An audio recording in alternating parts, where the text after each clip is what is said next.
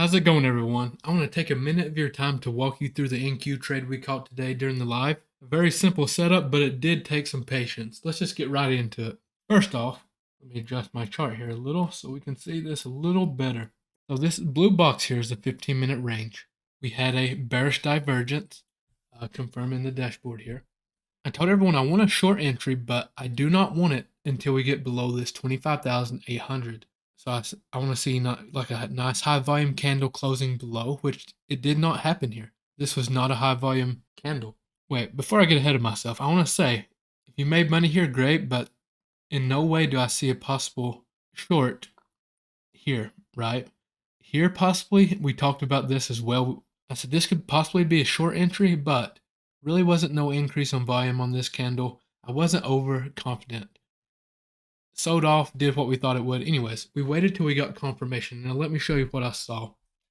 This candle here, we go straight down. What do you see? A nice increase in selling volume, right? This candle here, what do you see below? A nice increase in volume on the close. Nice, strong, bearish close here.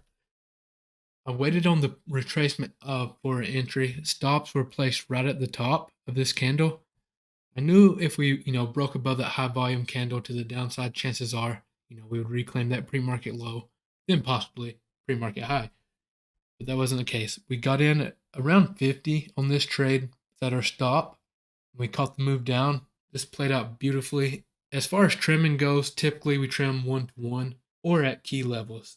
We use these key levels you see on my chart for trim spots as well, especially ones that are high probability bounce areas.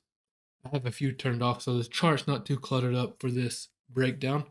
If you have any questions about this, feel free to reach out to me in the comments or on Instagram.